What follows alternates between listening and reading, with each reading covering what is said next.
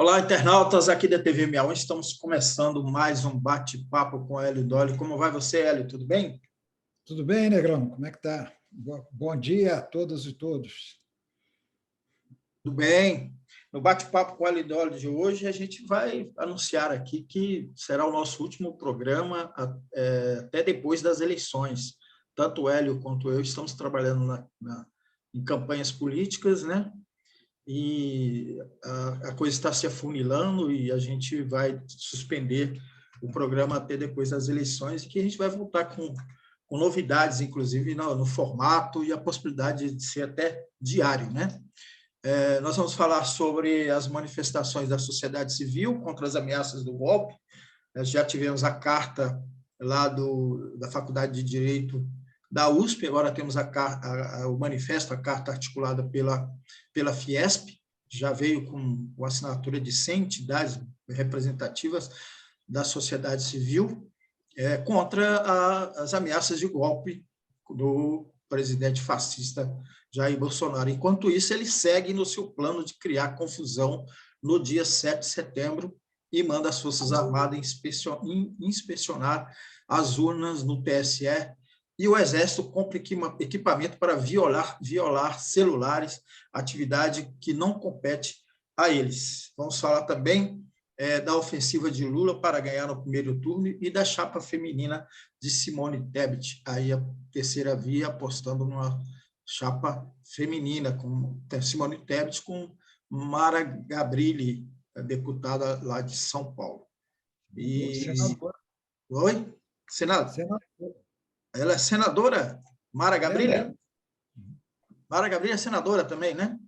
Agora você me bagunçou a cabeça. Simone Tebet eu sei que é senadora. Mas vamos lá, Hélio. Primeiro, essa questão aí da reação da sociedade civil, a gente já falou no programa anterior, mas avança, né, com mais essa carta. A primeira carta lá já está indo para 800 mil assinaturas, demonstra aí que é um engajamento da sociedade, mas, enfim, queria que você analisasse isso e as reações que vêm de Bolsonaro aí na sua cavalgada golpista. Bom, Negrão, nós continuamos vendo esse país dividido em vários aspectos, mas dividido numa situação em que você hoje opõe grandes segmentos da sociedade civil a um projeto golpista do Bolsonaro, enquanto você trabalha normalmente pela realização de eleições. Então, é uma situação muito diferente das que nós vivemos em anos anteriores, né? Quer dizer, a gente estava acostumado, 2 em 2 anos, tem eleição municipais, depois eleições gerais para presidente, governador, um processo de disputa de poder normal. Agora nós estamos numa situação totalmente inusitada. Nós estamos numa situação em que o presidente da República trabalha para dar um golpe, seja lá como for, desconhecer os resultados das eleições, resistir, mobilizar sua base social e sua base policial, militar, miliciana, contra o resultado das eleições. Mas, enquanto isso, a sociedade civil vai caminhando e o processo eleitoral também vai caminhando, né? Então, nós temos uma situação muito inusitada. Você já citou aí, o manifesto que começou na Faculdade de Direito, lá da USP, no Largo de São Francisco, já está chegando a 800 mil assinaturas. É um número muito grande, 800 mil assinaturas no manifesto, que é divulgado essencialmente nas redes sociais, né? É muita gente se manifestando. E num espectro bastante amplo. Não é, começou com juristas, advogados, juízes, mas hoje é muito amplo. Se você olhar, tiver um tempinho para olhar a lista, assim, rapidamente, por amostrar, você vai ver que tem gente de todas as profissões, de diversos segmentos sociais. Então, isso é um dado relevante, e tão relevante quanto esse é que 100 entidades assinaram o manifesto da Fiesp, ou seja, de empresários que estiveram com Bolsonaro em 2018 grande parte, deram respaldo a esse governo absurdo que ele fez e que hoje se manifestam a favor do resultado das eleições. E isso é tão sério que o Bolsonaro desistiu de ir na Fiesp. Ele iria à Fiesp no dia 11 e desistiu, cancelou essa viagem. Por quê? Porque sem entidades empresariais assinando o manifesto em defesa da democracia, e vamos deixar claro, não é em defesa do Lula, não. A gente tem uma projeção de que Lula vai ganhar a eleição, mas o manifesto não é em defesa dele, é em defesa de atender ao resultado eleitoral, de respeitar o resultado eleitoral. E o Bolsonaro cancela a ida Fiesp. Então, o Bolsonaro está sendo encurralado pela sociedade civil. E quanto mais ele é encurralado pela sociedade civil, mais ele chama os seus seguidores, que representam hoje ali algo em torno, vamos dizer, em níveis mais amplos, entre 20% e 30% da população. Não é pouca gente também.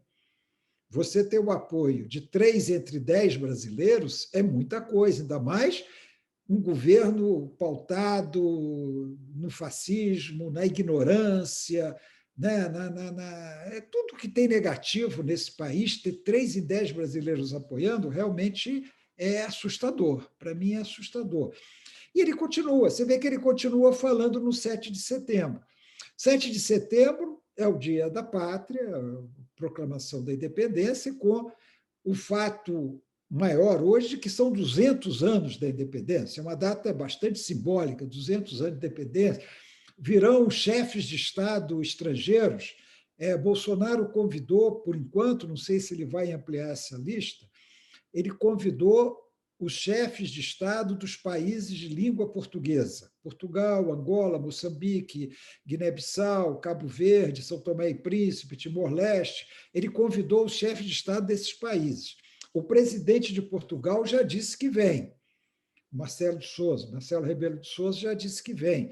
Provavelmente, os presidentes desses países africanos e de Timor-Leste talvez venham também. Então, ao mesmo tempo, você tem uma comemoração que seria de todos, seria de todos os brasileiros e brasileiras, 200 anos da independência. E aqui no Brasil, essa data é comemorada com desfile militar.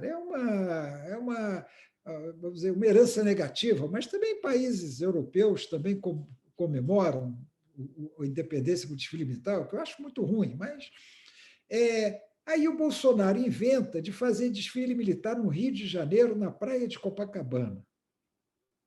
É estranho, né? Porque manifestações políticas estão sendo marcadas para o dia 7 de setembro. Então, você vai misturar manifestações políticas de bolsonaristas com desfile militar.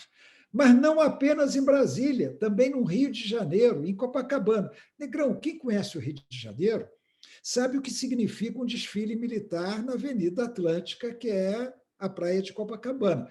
Aí, Negrão, vou dar uma de baú aqui. Eu já assisti desfile militar na praia de Copacabana, Negrão. Você acredita nisso? Eu era criança e veio ao Rio de Janeiro, que na época era a capital da República, o presidente de Portugal.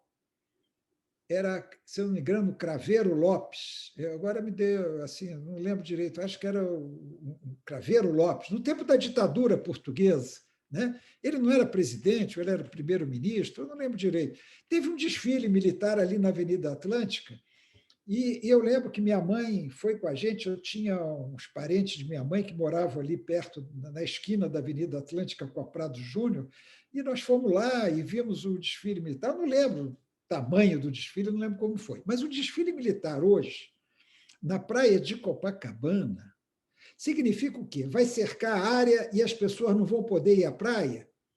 Ou as pessoas vão para a praia e vão assistir o desfile na praia?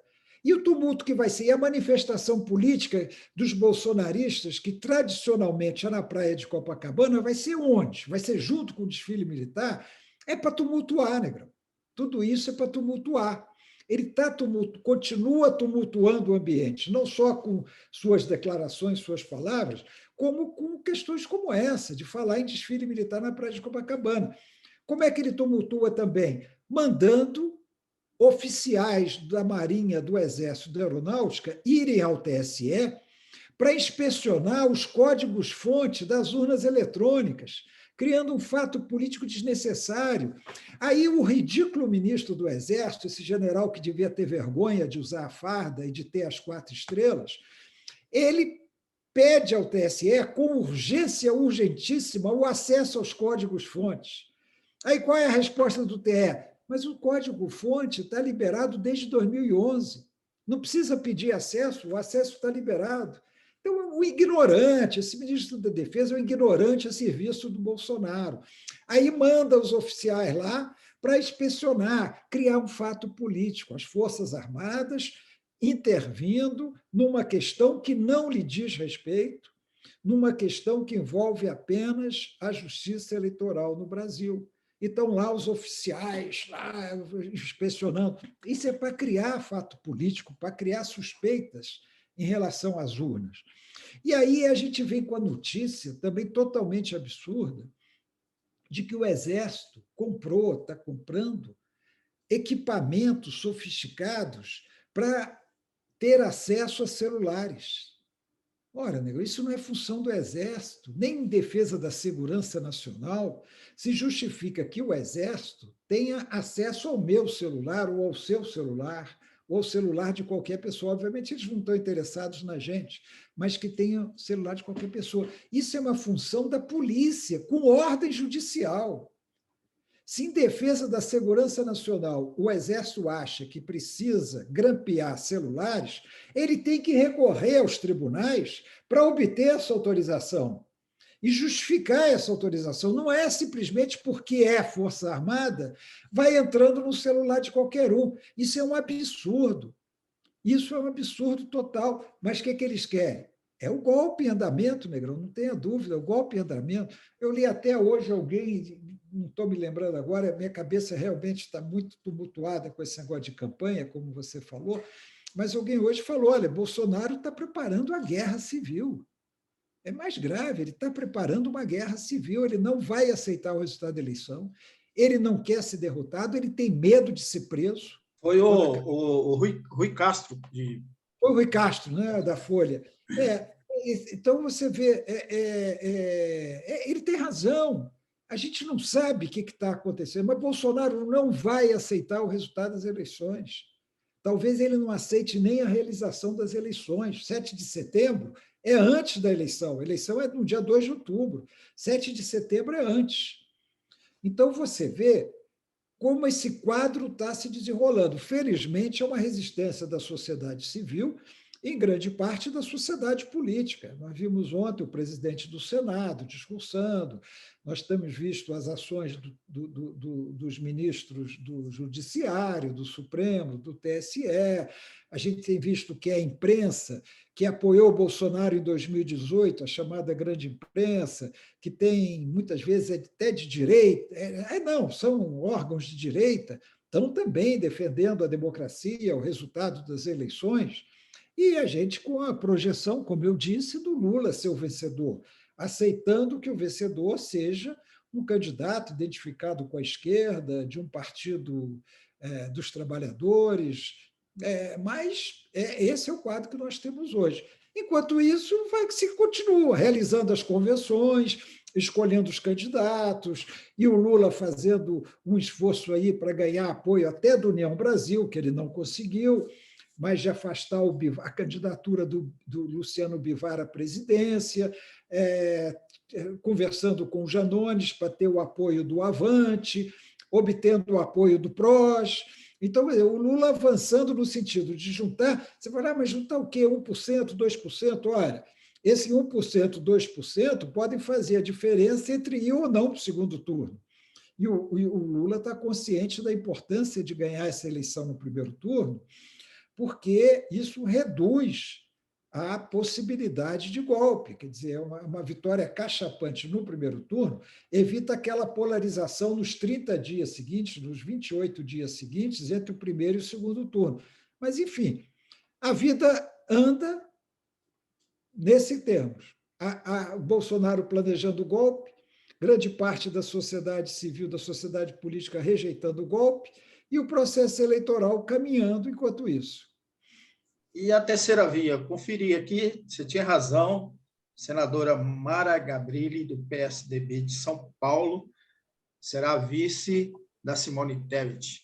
O que você achou dessa chapa feminina? É interessante, mas tem a escolha da Mara Gabrilli, ela antes era o Tasso Gereissati, né?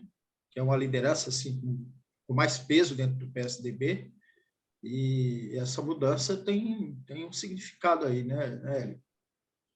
Tem, eu acho inteligente, sabe, Negrão? Não que eu acho que isso possa mudar o resultado, mas eu acho uma solução inteligente. A Simone Tebet é uma senadora de direita, tem uma história de defesa de teses de direita, principalmente vinculadas ao agronegócio, mas é uma democrata, não há dúvida, ela defendeu teses democráticas no seu mandato no Senado, assim como a senadora Mara Gabrilli, que, inclusive, tem posturas bastante corajosas, também é de direita, centro-direita, além de mulher, ela é uma pessoa com deficiência e é muito vigorosa, muito firme. Então, assim, ela marcou, a chapa feminina, vamos dizer assim, marcou. Isso aí, na minha opinião, não será suficiente para fazer esse crescimento da Simone Tebet a ponto de levá-la para o segundo turno. Como é que ela poderia ir para o segundo turno? Ela poderia ir para o segundo turno, primeiro superando o Ciro Gomes, que está na frente dela. Vamos supor, ela supera o Ciro Gomes. Ela tem que contar com uma queda muito grande do Bolsonaro, que não está acontecendo. Pelo contrário, o Bolsonaro está estável com, vamos dizer assim, um viés de alta. O governo está sendo mais aprovado e os índices dele, embora sempre na margem de erro, estão apresentando uma ligeira subida. Então, não parece muito provável que Bolsonaro caia. Não parece muito provável também que o Lula caia, ou seja, tudo indica que o segundo turno, se houver, os dois mais votados serão Lula e Bolsonaro. A Simone pode tentar ser a terceira colocada, superar o Ciro Gomes, que está numa chapa isolada, só do PDT, se desgastando a cada dia, em vez de crescer, e cada dia se desgasta, e com uma grande probabilidade de que votos que hoje pessoas que hoje manifestam intenção de votar nele, acabem indo para o voto útil no Lula, exatamente para permitir essa eleição no primeiro turno. Então, o Ciro Gomes tem uma tendência de esvaziamento. A Simone, com a Mara Gabrilli, tem uma tendência de crescimento, porque muita gente que não quer nem Lula e Bolsonaro pode optar por ela. Os outros candidatos, os que não desistirem, como o Janones, vão sumir do mapa. É como alguém disse, não tem sentido, acho que foi o Guga Chakra, ele não vê sentido em ficar dando essa cobertura de imprensa a quem tem 1%, 2% de voto hoje. Não tem muito sentido mesmo. Esse é o candidato de Nós vamos ter uma eleição entre Lula, Bolsonaro, Ciro Gomes e Simone Tebet. Esses quatro é que estão no panorama. Se esses dois últimos, Ciro e Simone, vão conseguir chegar ao segundo turno, eu acho muito difícil, quando você vê que 70% dos eleitores já definiu o voto em Lula ou Bolsonaro. Então, é muito difícil. Mas, de qualquer maneira, eu acho que foi uma solução inteligente para marcar a posição. A gente sabe que o MDB, que é o partido da Simone, grande parte não vai votar nela, vão votar em Bolsonaro, vão votar em Lula, vão fazer campanha para Bolsonaro, vão fazer campanha para Lula, e por isso que eu não acredito muito nesse crescimento dela, não. Apesar da chapa ser uma chapa, vamos dizer assim, do ponto de vista da centro-direita, é uma boa chapa. Muito bom. Hélio, vamos aproveitar os nossos últimos minutos aqui eu gostaria que você falasse como está a situação do Distrito Federal. Pode ser? Pode ser. Vamos lá, então. Nós temos aí o governador Ibanez Rocha, que é candidato à reeleição. Temos o Leandro Graz, da Federação, PV, e da Federação, que apoia Lula. O PSDB vem com candidato, né? Então, eu queria que você trouxesse aí um quadro geral de como está a situação no Distrito Federal. O Negrão, a situação aqui ainda tem algumas incertezas. tem algumas incertezas. Você já definiu alguns candidatos. O Ibanez, o atual governador, é candidato à reeleição, lidera as pesquisas com bastante folga, na faixa ali dos 30%, 33%, 34%, todas as pesquisas indicam isso. E até isso ilude as pessoas, que Ibanez vai ganhar de WO, Ibanez já ganhou. Bobagem, bobagem, Ibanez não ganhou coisa nenhuma, e isso, o fato dele estar com esses números hoje, quando há ainda tanta incerteza e a campanha sequer começou, não quer dizer que ele vai ganhar, não. Quer dizer que ele vai para o segundo turno, mas não que ele ganhou. Aí você falava-se no Regufe. Ontem, União Brasil, que é o partido do Regufe, decidiu apoiar Bolsonaro e Ibanez. Com isso, matou a candidatura do Regufe ao governo, que, na verdade, é uma candidatura na qual eu nunca acreditei. Eu acho que o Regufe nunca foi realmente candidato ao governo. Regufe era candidato à sua reeleição no Senado. Agora, esse acordo do União Brasil com o Bolsonaro e com o Ibanez tirou as possibilidades do Regufe ser candidato ao governo ou ao Senado. E, assim, ele tem a opção de ou ser candidato a deputado federal ou não ser candidato a nada. Com a saída do Regufe, que aparece nas pesquisas sempre em segundo lugar, crescem as possibilidades de dois outros candidatos. Do Leandro Graz, que é um deputado distrital com o qual eu abro o jogo, eu estou trabalhando na campanha. Leandro Graz, que é candidato da federação que une PT, PV e PCdoB, ele é do PV, e da candidatura da senadora Leila Barros, que vai ser lançada pelo PDT. Se bem que também ainda há uma incerteza, ainda há. Eu acho que ela vai ser lançada hoje na convenção. Mas há quem diga que, como é uma candidatura também de um partido só, com pouca probabilidade de crescimento, tal, que ela possa ser a vice do Ciro Gomes. Então, que ela possa vir a ser a candidata a vice do Ciro Gomes. Mas eu acho que ela vai ser candidata ao governo. Então, a Leila e o Leandro Graz tendem a crescer com a saída do Regufe. Eu acredito, e não é porque eu estou coordenando a campanha dele, eu acredito num potencial maior do Leandro Graz, exatamente por ele estar numa federação em que reúne 3 partidos, PT, PV e PCdoB. O PT ainda tem alguma influência, não é como tinha antes, mas tem uma influência em Brasília, e é o candidato do Lula. E o Lula, aqui em Brasília, está em empate técnico com o Bolsonaro, ou seja, eles têm em torno de 30%, 30 e poucos por cento do voto cada um. Então, o Leandro é o candidato do Lula. Esses 30% que apoiam o Lula, claro que nem todos vão votar, o 30% hoje, que pode crescer, nem todos vão votar no Leandro, podem votar em outros candidatos a governador, mas tende a crescer mais do que a candidatura isolada da Leila. Aí você tem o senador Isalci Lucas, depois de um embate terrível com a deputada Paula Belmonte, ganhou a candidatura pelo PSDB Cidadania, mas que também não deve ter aliados, deve ser uma candidatura só da Federação PSDB Cidadania. Vem ele logo depois. Eu acho que também você acaba aí aqueles candidatos que vão disputar a eleição. Depois você tem candidatos menores. O PSB, não, aqui em Brasília, não aderiu à candidatura da federação, também está lançando um candidato em chapa pura, o Rafael Parente, que é um professor.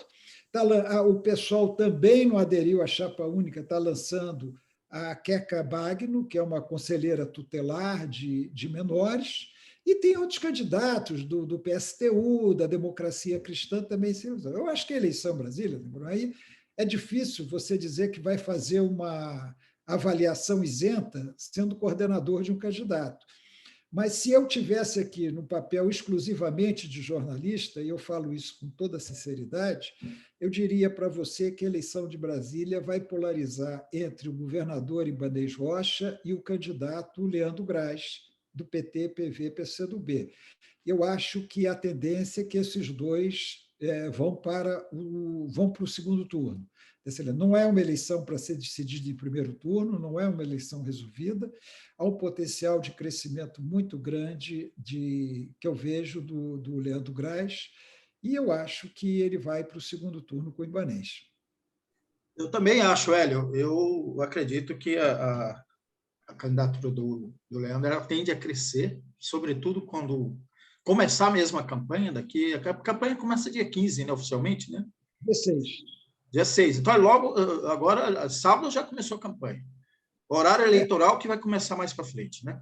Não, 16 é a campanha, 26... 16. Ah, tá. Eu entendi 26 o horário eleitoral. 26 horário eleitoral. Ah, sim. Eu também acredito nessa possibilidade de crescimento do Leandro. Não teremos hoje o baú do Hélio, como a gente anunciou no do programa. Nós vamos suspender o programa até o final das eleições, né? Como a gente falou aqui, o Hélio está trabalhando na campanha aí do Leandro Grazi, e eu estou aqui em Cuiabá trabalhando também numa campanha eleitoral. E as coisas afunilaram, né, Hélio? Falta tempo total, né? 24/7, né? Exatamente. 24% daqui até o final de outubro, porque eu espero que o Leandro vá para o segundo turno, até o dia 30 de outubro é dedicação total, integral à campanha. Fica difícil até, Negrão. Eu estou tendo dificuldade até de acompanhar os acontecimentos nacionais. É verdade. Acompanhar com mais detalhe, ver a notícia na televisão, ler alguma coisa na internet, a gente consegue, claro, mas assim, de poder acompanhar melhor. Então, nós realmente temos, infelizmente, que suspender esse nosso papo, que era 3 vezes por semana, passou para ser 1 vez por semana, mas a gente está vendo que nem mesmo 1 vez por semana está sendo possível. Mas a gente volta depois, né, Negrão? Voltamos, né? Voltamos em novembro, né? Pelo jeito, né? Voltaremos em novembro. Hélio, muito obrigado aí, até novembro, mas a gente vai se falando. Poderemos ter, talvez, edições extraordinárias, se for o caso, né? Você convoca. O programa é seu, você convoca. Não, o programa é seu. Agradeço você que nos acompanhou. Se você estiver nos assistindo pela TV 247, que reproduz o nosso programa, você se inscreva lá, o pessoal está na campanha para 1 milhão, e nos ajude a impulsionar aqui a TV 61 e o nosso bate-papo com a Hélio Dolly. A gente vai voltar em novembro. Um grande abraço para todo mundo e paz e amor nessas eleições. Dia 2, paz e amor, gente. É isso aí. Exatamente. Valeu, gente. Um abraço.